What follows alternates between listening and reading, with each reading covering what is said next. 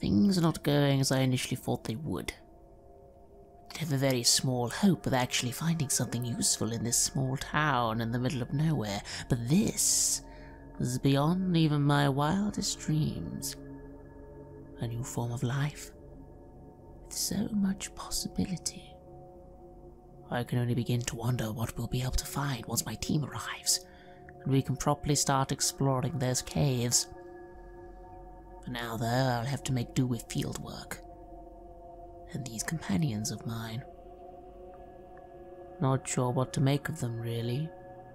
The agent seems the sort who will do whatever the government tells him. This can be useful, but also a risk. I can't help but wonder if the man will truly be trustworthy in the end. Meanwhile, the boy. I confess initially seemed like a buffoon, but there is something there. An eagerness to prove himself. Perhaps he will be helpful in the long run. We shall have to see if he can focus long enough to stop showing off. For now, I'll have to stick with them. I can't make too much progress on my own. This is important work. It could be the most important work the world has ever seen. And I admit, I will not be able to do things on my own. This is Red Moon Role-Playing.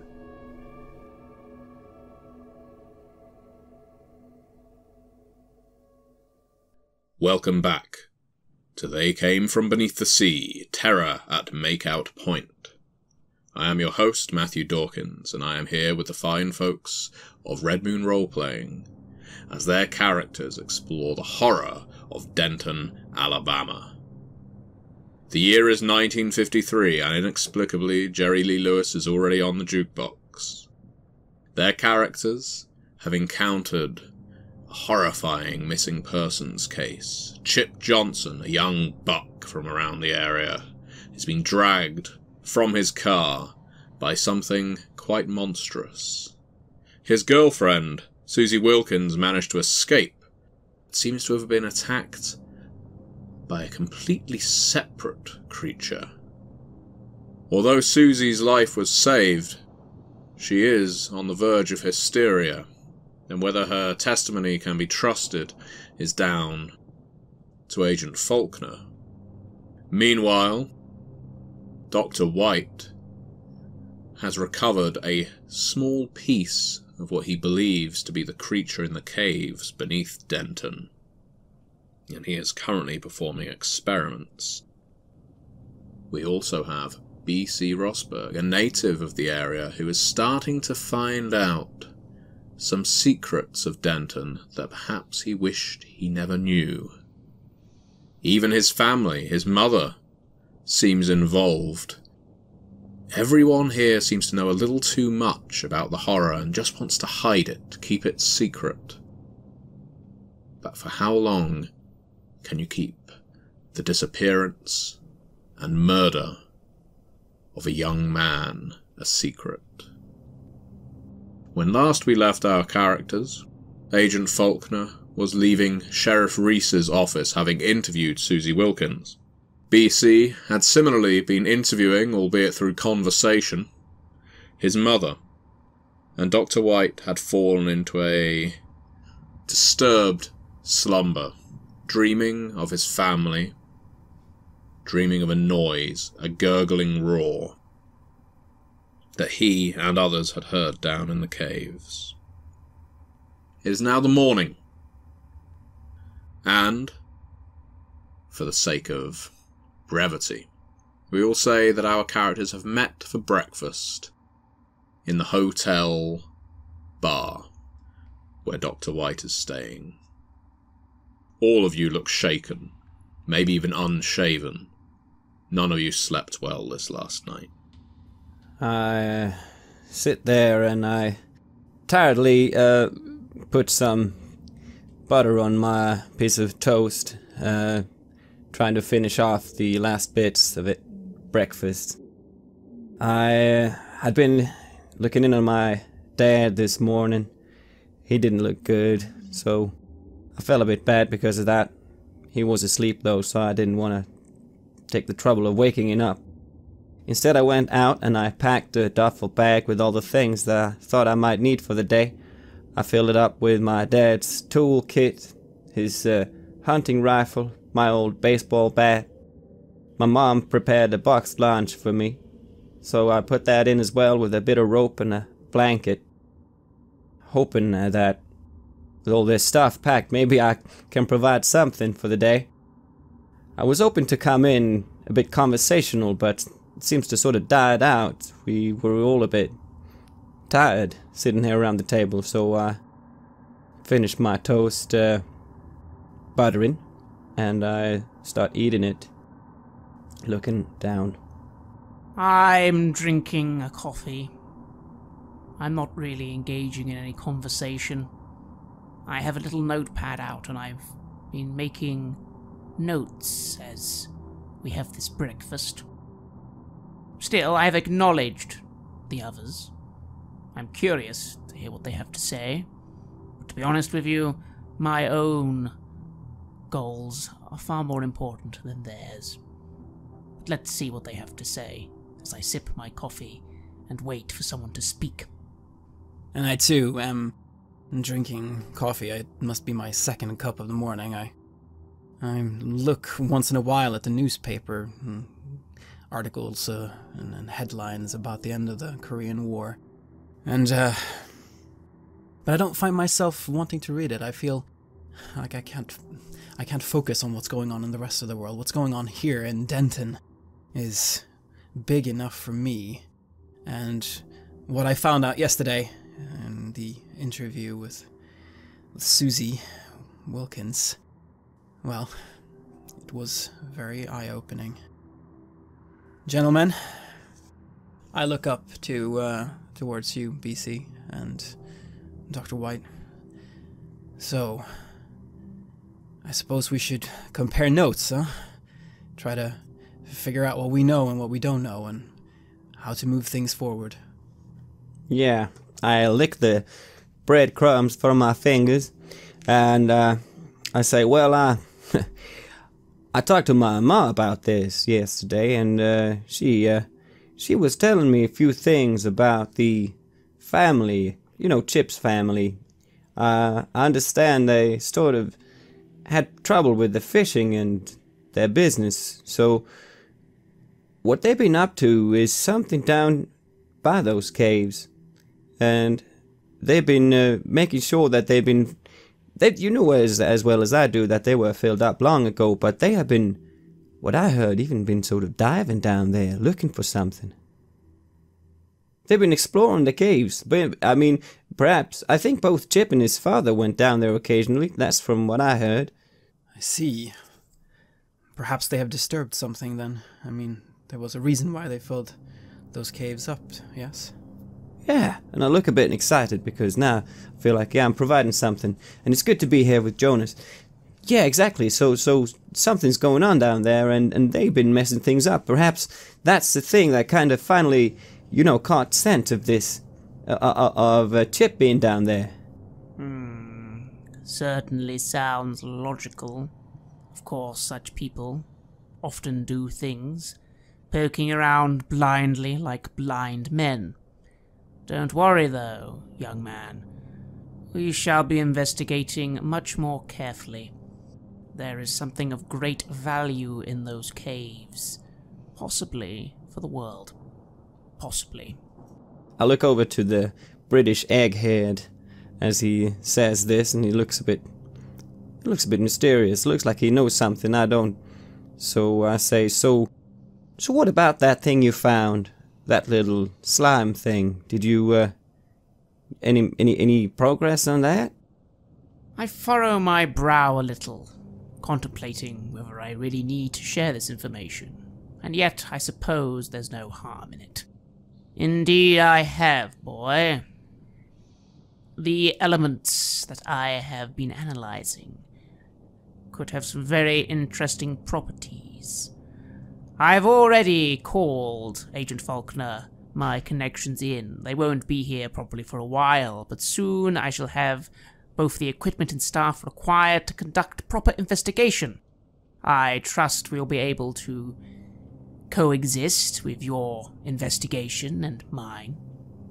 Certainly. We will, of course, be sharing information. Yes, I mean, we must make sure that we learn really what has been going on here, and that we put a stop to it. We cannot have any more young men or women being injured or killed by these...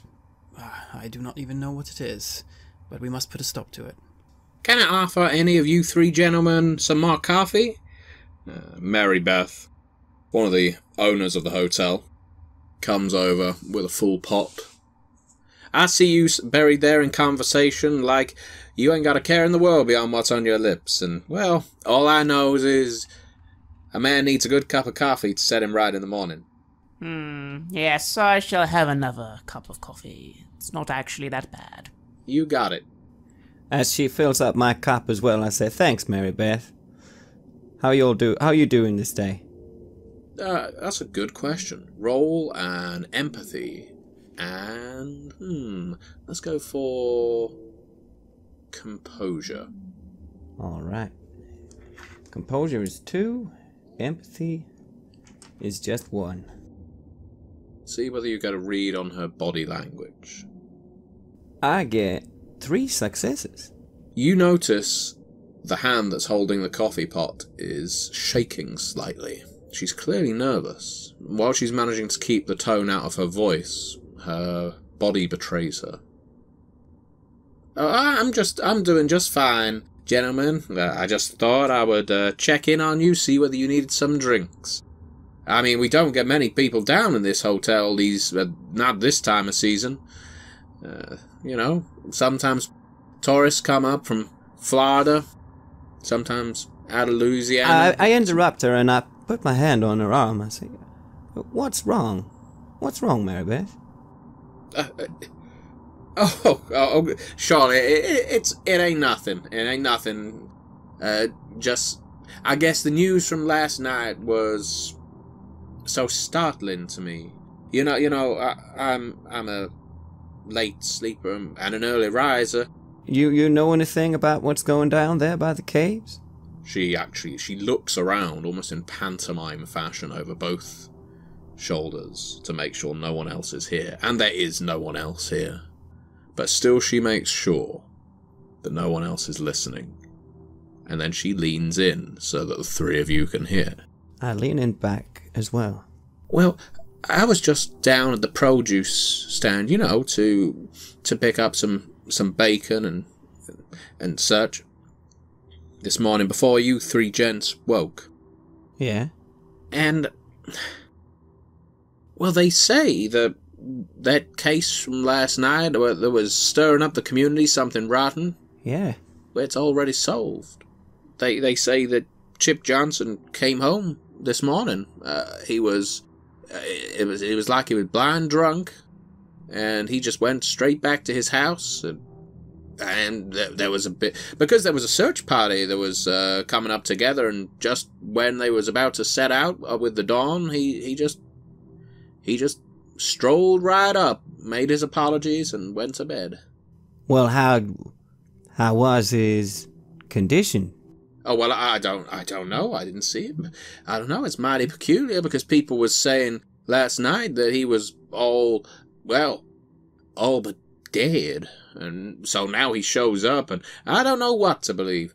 I didn't see him with my own eyes, but it just puts the shakes in me, because you hear stories, of people disappearing out to sea and then sometimes coming back, and they're different when they do, because I guess it's a scary thing to be trapped alone out on a boat for days and nights, or in a cave, or what have you.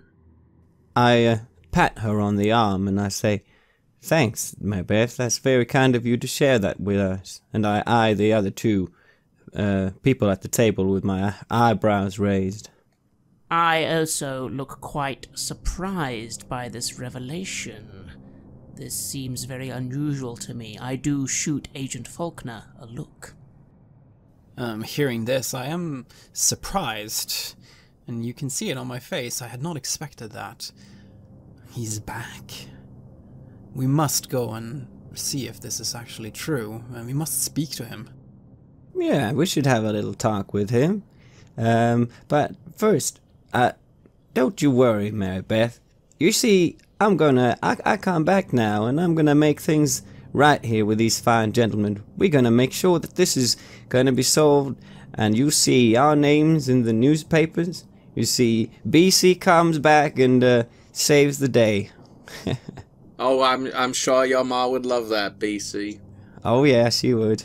But don't you worry, we got the most competent people in the state, and from abroad too. So, you see, we're gonna solve this. Don't you worry. Well, ain't that the truth? And she gives all of you a smile, a weak smile, and returns to the kitchen. And my smile immediately disappears as I look back to you two, and I say, with all that blood drained from his body, him being drawn down and then coming back up like nothing happened, what do you think? Something is very wrong with that. There's many things that are wrong here. I met with Susie Wilkins, and what I found out was that her parents, they had not even come to visit her. They didn't seem to care about what had happened to her. It is as they say. It's clearly something is being hidden here. There's something weird going on. But I think certainly our first course of action must be to go and see what is up with Chip Johnson. If he's truly back, well, that may help shed some light on the situation. Certainly. Not to mention, he would be our best man in regard to eyewitnessing this substance, or rather the thing or element the substance came from. That's right. Not to mention as well, Agent, you have a point. It's quite possible this town is aware of something that they do not wish to be revealed. After all, the gold miners always liked to hide their gold mines back in the day of prospecting.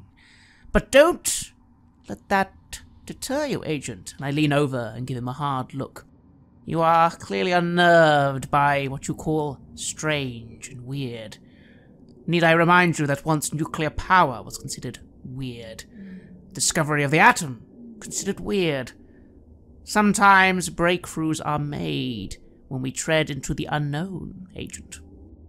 And sometimes those breakthroughs lead to, well, nuclear power, and sometimes it leads to other things. But there's one more thing I need to share with the both of you, and that is, I lean in a little bit further. There's something else out there. Those marks, the scratches on Susie. Yeah? Yeah. She saw something. There was something out on the road that did that to her. And she described it as though it was a man in a diving suit. A man in a diving suit? That somehow intercepted her as she was running back? Yes. That's what she said. I know of no man being capable of making scratches like that just with their bare hands, so whatever it is, it's out there. And it's somehow connected to all of this.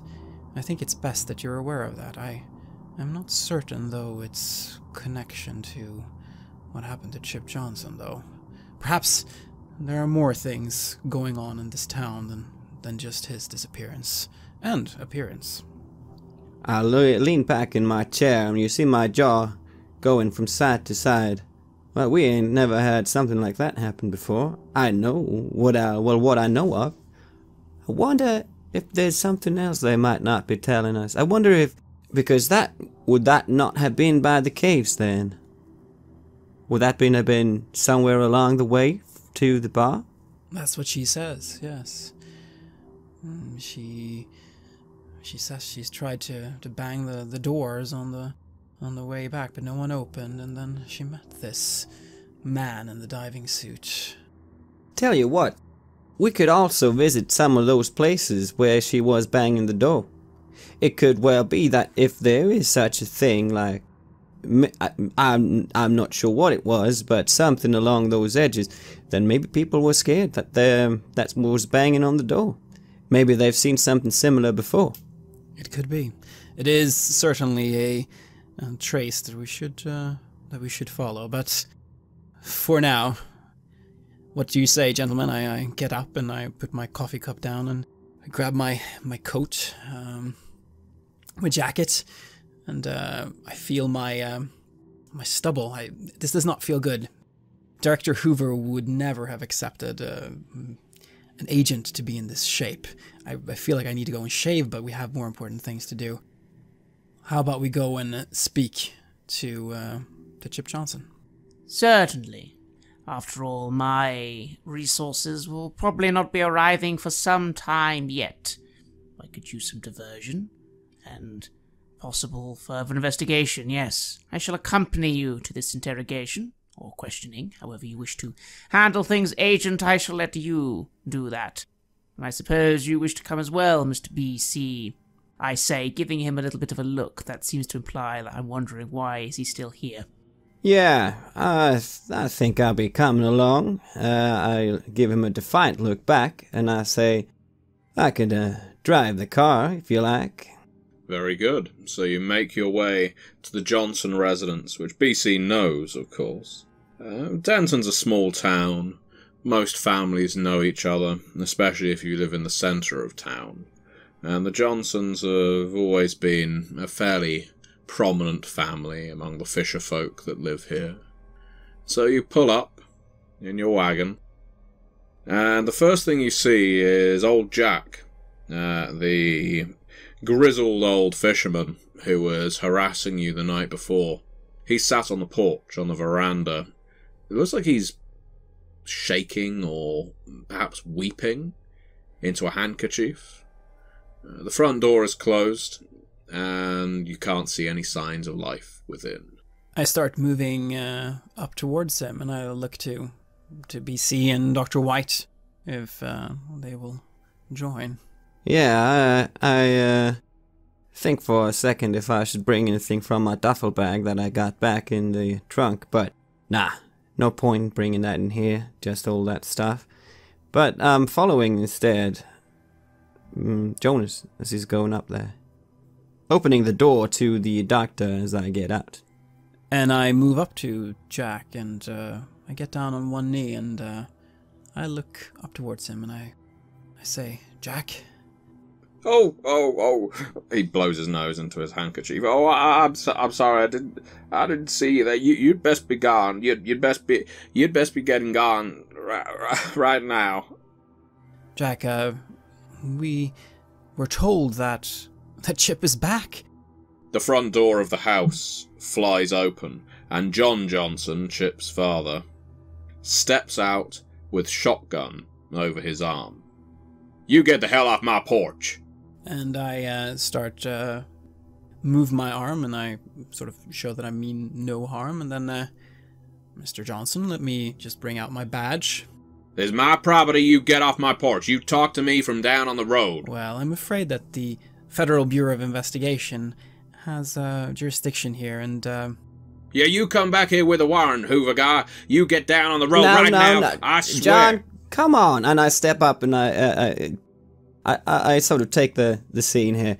No, come on, John. We ain't mean no harm. What's going on? You know old Jonas. He's from around here as well. Yeah, and I know you as well. I know you went away and came back as well. Yeah, because my dad is ill. What's something wrong with that?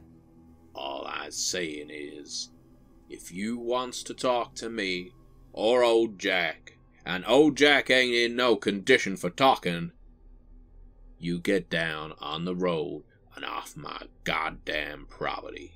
As BC says, we're also from Denton, and I wish to try to utilize my empathy here and my trademark of we have ways of making you talk to try to get John here to open up and to not feel that we're a threat. We are, after all, from this community as well. Very good. So that means you're going to get 2 additional dice. I think you'll be using one of your social attributes with empathy, probably manipulation. That means that I have 4 in empathy, 4 in manipulation, and 2 from, we have Mesa Waking You Talk, so that's 10 d10s. Let's see how that goes. And I shall get 3 successes. Well, if you succeed on a roll with your trademark, you gain the opportunity for directorial control, which means you can narrate how he reacts to what you're about to say, or give as much or as little detail as you choose. Well, in that case, you see John Johnson's face shift. He had that threatening face, and he sort of lets his guard down a little bit, and he puts down the shotgun on the porch. He puts it against one of the beams that's holding up the ceiling there, and he moves out to greet us. Ah, shoot, I don't mean you no harm. Just there's been a lot of attention round my property. Well, we can understand that. And I'm sorry about all the trouble with your son and all. I hear he's doing better now, is that right? He's fine. He was fine all along. It was all a load of nonsense overblown. This old Jack stirring stuff up. Wasn't it, you old coot? Old Jack is just snuffling into his handkerchief. And I say, well, that's good to hear. We thought just as much when we heard about it all ourselves. It sounded a bit overdramatic. Too bad what happened to Susie, but she should be fine as well. That girl is a lying... Oh, I ain't gonna use the word, but she is a liar. Yeah, we understand that now that we know that he's all good. How is he doing now? Is he having a rest still? Let me tell you something. He's of age, he can drink, and he just may have drank too many. And I don't know, maybe Susie drank as well, and that was irresponsible of both of them because she's younger than him, and she couldn't take it, and so she got all mixed up, scratched herself on some branches or something, and I don't know. I wasn't there. What I can tell you is this. He's back. He's fine. He's gonna be hungover when he wakes up. I can see that. Well, we all been there. Right? Isn't that right, Jonas? Of course, yes. We all make mistakes when we're young, huh? Well, you see, I'm with the FBI now, as I said before. We found his car by Makeout Point, and it was rather damaged, and we found blood on the scene, and this has kind of become an incident. Yes, it's being investigated. The sheriff's connected. We need to try to put everything at ease here. We don't want that kind of disruption here in the community, right? So I just need to be able to speak to Chip and take his statement from him so that we can put that into the case file, and then we can file that away, and things can go back to the way they always are here in lovely Denton. Well, Chip's sleeping one off. It's at this point, at having held myself back a little while the commotion and talk was going on, remaining in the car, I have now actually, slowly, with my cane, made my way to the group. I shall look at this individual and calmly say, "Well, that's not a problem, sir. All we're going to need of your boy is his time and consideration. After all, he could be privy to some extremely important information regarding scientific work not only in your community, but also in your country. And surely you are a patriot, aren't all Americans? So surely you would agree that if your son could help, possibly, with something that could better this nation as a whole, then you're wasting our time not letting us see him when it will only take 5 minutes to discuss some very important things with him." I say all this very calmly and very confidently. What is this limey piece of talking about? Scientific progress? Chip got drunk. What do you plan to learn? How many beers it takes to send someone silly?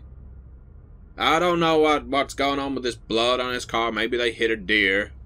Well, it was a little bit more than that, I'm afraid. But as I said, I think we can close this, and if we can do that, then you won't have more disturbances coming later. But I really must insist that we speak with him. We just need to to get his statement, and then he can continue sleeping after that. Surely that is fine, isn't it? Old Jack suddenly wails, "Don't let him, John! Don't worry, Jack. If you want to get inside my house, you are going to need that warrant. We've spoken like friends now, the shotgun's on the porch. This is as good as you're going to get without some paperwork to say that you are entitled inside my house. Now, I'll let you on my porch, with a fair amount of grumbling, but I ain't letting you speak to my son until he wants to speak to you. Or unless you come here with something from some judge that says, well, he's done a crime. And as far as I can tell, all he's done is done what most young men do." All right. Well, I understand your side of things. Well, how about this? How about you just letting me go up and talk to him? I'm just from around here. I'm not with any government agency or any weird kind of thing. We had an incident. There's been the car been broken down in some kind of strange way. There's been blood, and then some disturbance down by the caves, which I understand that you have had some sort of... You've been doing something down by the caves, if I've heard things correctly. Now, I'm not... Who told you I'm that? not accusing you of anything. That's just the word around town. Is it now? So, if I could just lay it all down, and perhaps I could have a little chat with him. Wouldn't that be okay? It's just me. Come back at lunch, I'll make sure he's awake, and I'll let him speak to you and just you inside the house at lunch. Or even better, and I step in front of BC a little, giving him a little annoyed look at the concept of just him speaking to this boy. A much better solution to your problem, sir. Clearly you would not like us, that's fine, I don't like you either. But how much would you say, in terms of money, has our time wasting been so far? Pick a number. It'll be yours. This is just like we always say about you big city folk coming down here. Thinking you can throw cash at a problem, and it all goes away. My son is more important than your Lincolns and Franklins. It's at this point that I then raise my cane a little, looking quite strange, and start saying, "On the contrary, you simpleton, I am not a big city person. I am a scientist. I am a man of knowledge, education, and progress. People like you can be part of that progress, but the time it's taken us to have this long, idle conversation, where you clearly have no idea what you are trying to get in the way of, is a waste of time for us both. Surely you are an intelligent enough man to realize that getting out of our way, allowing us to speak to your boy, and then us leaving would have been over by now if you hadn't engaged in this cockamamie, foolish little example of madness." And I'm pulling my trademark, Professor Oddball. You will just be rolling your attribute and the additional 2 dice for your trademark. Very well. So with my presence of 3 and my trademark, that is 5. I roll 2 10s, which I believe is 4 successes. In which case? And again, you use the trademark successfully, so you have gained directorial control. How does John Johnson react? So John Johnson gives me this look of outrage, offence, confusion. He's almost not really sure what's even going on. I've said so many things so quickly and so agitated. He almost looks to BC and the agent with a sort of look of mild horror. Who is this mad old man? Is the reaction. It's not that he's afraid of me, of course. More that he's just concerned that I might have a heart attack or something. And he then looks to old Jack. He looks back to us both and sort of just lets out a guffaw of annoyance and seems to want to let us through, if only so that we can leave him alone. There is a change in all 3 of you at this point. As John Johnson steps aside, quite against his natural instincts, the 3 of you each feel something stirring, perhaps surrounding you, maybe within you, something manipulating the individuals in this scene, in this little part of Denton. Old Jack just stops crying and starts staring into his handkerchief. John Johnson steps aside, staring down at his porch. The three of you aren't entirely sure. Even Dr. White didn't really think it would work that well. And then this atmosphere disappears, it dissipates. While the two Johnsons on the porch are very much distracted, the three of you are back to your normal selves. I give a little shiver of what just happened. It felt like some otherworldly presence if I didn't know better. I turned my head slowly to the egghead from England, and I look at the expression of both of yours faces. I have to admit that I take a moment to catch my breath. I'm not entirely sure what caused me to lose my composure so. I just know that I need to speak to this boy. Still, the moment seems to have passed. Whatever it was, I find myself with a slight headache. I clear my throat and sort of go back behind Agent Faulkner, remarking, "So, yes, as you can see, it will only be 5 minutes and then we'll be off your property, sir." He just nods. He doesn't answer. I look to Dr. White and I nod. You see sort of an impressed look on my face. And then I start moving towards the house to get in. Can I ask how many rewrites we have? 2 at this point. Okay. I'd like to do something, if possible. I'd like to use the cinematic Kill the Extra to add an NPC to the scene. Very good. Do explain. Go further. In the town, there's been a little boy called Charlie Bjorklund. He should now be in his early teenage years. He's always looked up to me. I don't know. Maybe he thought we was different somehow. He's been a bit of an outsider. He lived on my street, and my family was the only black family on the street. Maybe he thought that was interesting somehow, but he always tends to follow me around and want to talk to me about the most non-interesting things.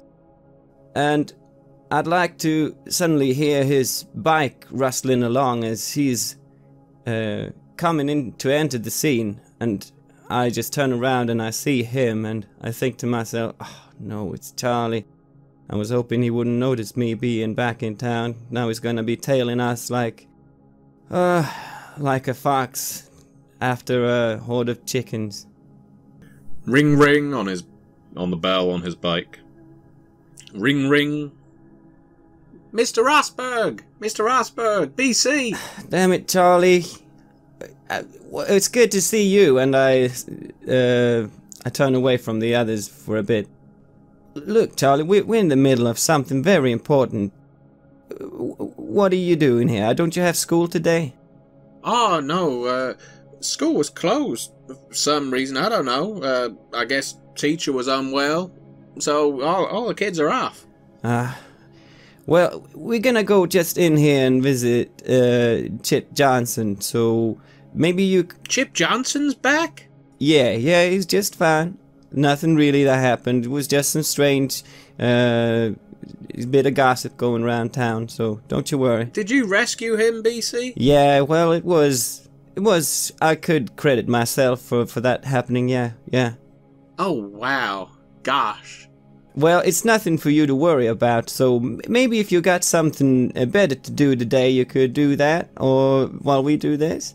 Well, I'll wait for you to come out, because I've got some things to show you, but I can wait. I'll just cycle around the block, and I'll be here. And I know by now that there's no way I'm gonna get rid of him, and I just shrug, and I turn around and I avoid your gazes, which are probably surprised or annoyed, respectively, and I start head on into the house. Well, I am focused completely on my goal here to see Chip Johnson, and I assume that the good doctor is similarly focused on the mission at hand, so we keep on moving. Indeed, I begin to head in, although I do spare this boy a glance. It's funny. A little part of me wonders, what on earth is he doing here? And as I think that, a slight buzzing sound rings in my ears. I find this irritating and put it out of my mind. I shall ignore this boy and continue into the house. He calls after BC just as you're crossing the threshold. I got so many things to show you, BC! And he rings on his bell and cycles off. I feel somehow that feeling of eeriness coming off. How did he even know I was here? How did he know I went to this place? It's still early in the morning. There's something a bit off about that. But then again, it's Charlie Björklund. He's always doing things you don't expect. Strange kid. You enter the house. It's very dim inside. Blinds are pulled. Curtains are closed. You can see Karen Johnson, that's the ma of the family, she just sat on her sofa listening to the radio on a low volume, doing some knitting, and when she sees the three of you enter, she doesn't get up or try and stop you, she just gives you a quiet nod. The rumour around town has always been, and mostly it's ascribed as gossip, that Karen and John are brother and sister. It's a rather disgusting rumour, of course, and plays into several stereotypes that are put about by northerners, but there's possibly some truth to it. Certainly no one really knows Karen's family. She just seemed to pop up one day. I look to her and I nod, politely, sort of trying to indicate that we're no threat, and what we're doing here is, yes, we're on the way to do something. Don't worry. Hiya, Karen. She just clicks with her needles. I just ignore her and then move on. You would imagine that Chip would be upstairs. Upstairs it is, then, to Chip's room. The stairs creak as you ascend.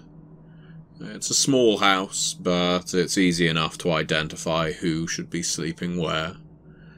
And the room with all the rosettes from school on the door would presumably be Chip's. It's closed. At this point, I feel my holster. Make sure my gun is in there. I don't think I'll need to use it, but there's something mighty weird about him being back. It shouldn't be possible. I knock it on the door. There is no response. Chip, are you awake?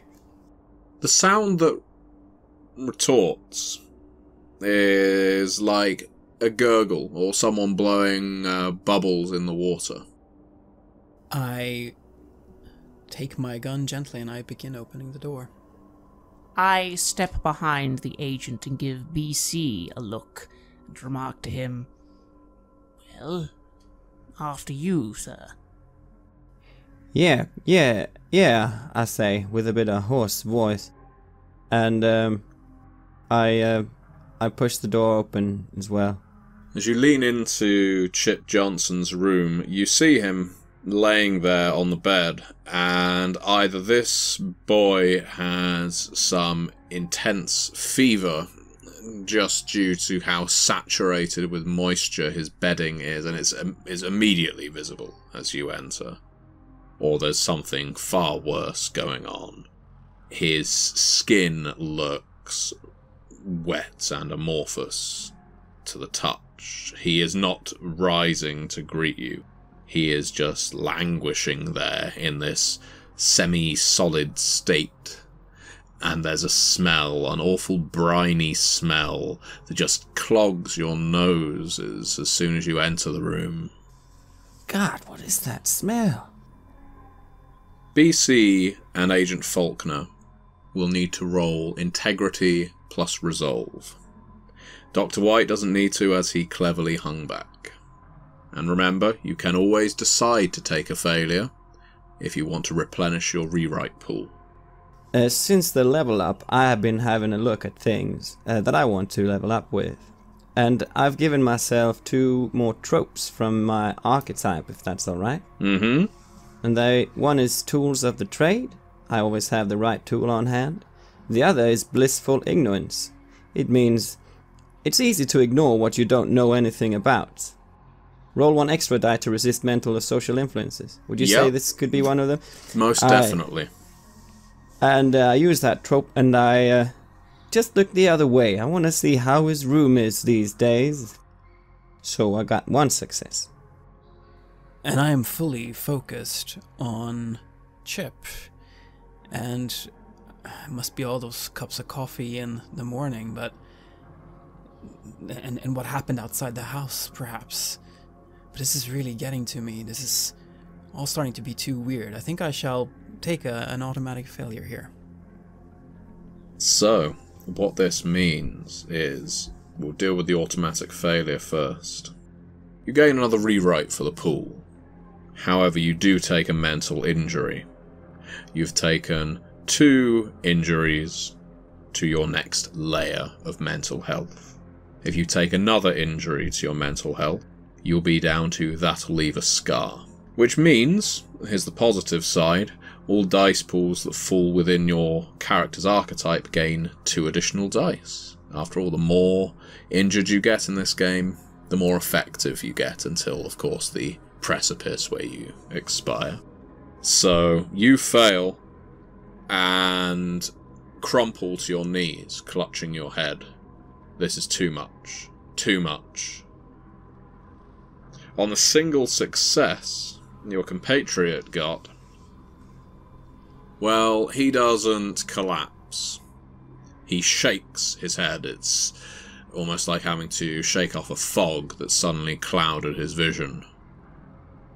And he manages to do so, blinking, looking around that room, taking in posters of the Alabama football team, the Crimson Tide, and focusing on images that ground him. And he's able to stabilize. I look around at all this, and do I see anything that I can perhaps pick up and touch, like I don't know, maybe a baseball bat? Is there something in the room that I could, I don't know, play with or fidget with? I think, yeah, a baseball bat would be a good idea. This is a boy that watches both his baseball and his football. And my eyes fall upon that, and suddenly Faulkner falls to his knees beside me, and I'm like, Faulkner, and I take the bat, almost subconsciously, without knowing it, as the situation definitely feels threatening, and I'm a bit bashed up myself when it comes to mental injuries. So I turn around to him and I Faulkner, what's going on? And I finally look up to the bed and I see that mass of whatever it is that is supposed to be Chip and the water around it, and I position myself in between Jonas and the thing on the bed. Which leaves Dr. White in the door, well, just behind the doorway, not capturing any of this, but seeing Faulkner suddenly fall down and BC grab a baseball bat, and then Dr. White hears a voice from the stairway. I told you you shouldn't have come up here before lunch. John Johnson is stood there with his shotgun aimed straight at Dr. White. You shouldn't have seen him. I told you shouldn't have seen him. And I know.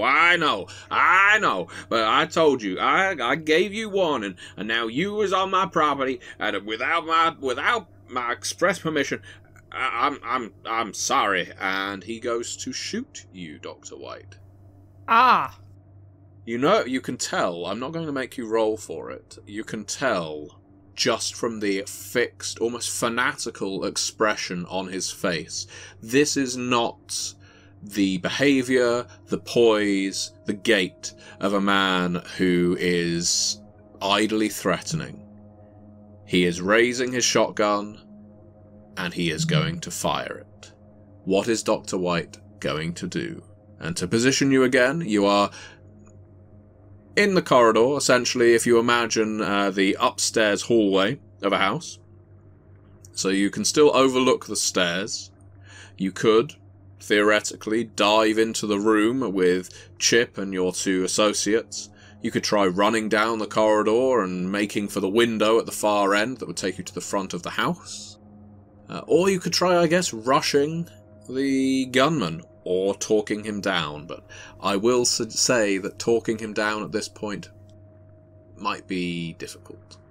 I look at this man, this fool, who's come in with a gun, pointing it at me. I am not sure how much time I have to react, but all I can do is do my very best to dive out of the way. Where are you diving to?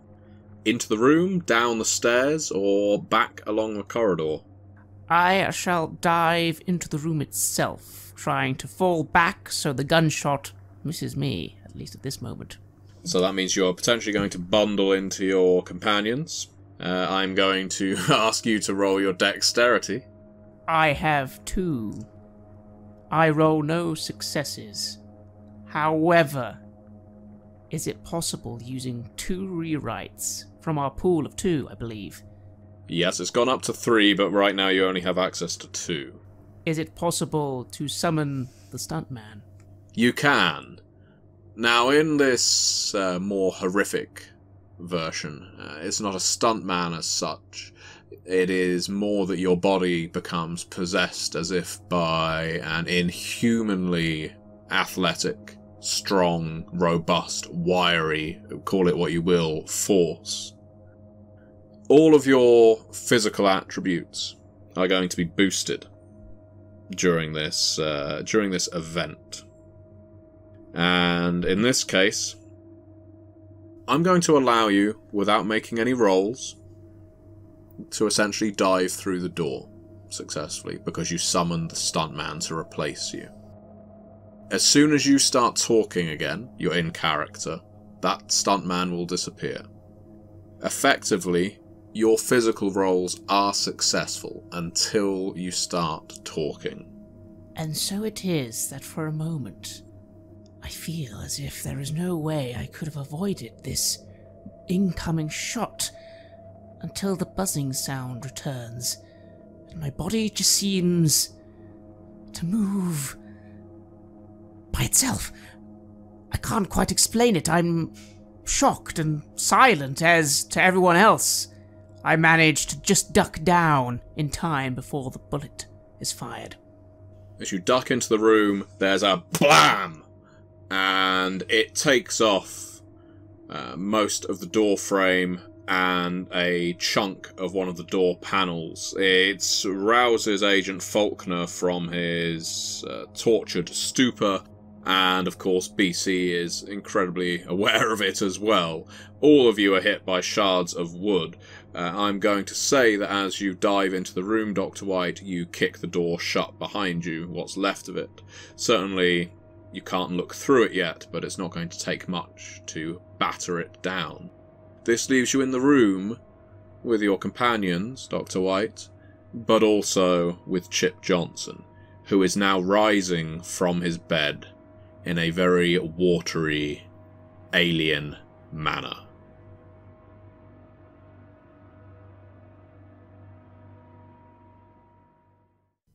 You have listened to an episode of Red Moon Roleplaying, where we played the campaign Terror at Makeout Point, for They Came From Beneath the Sea.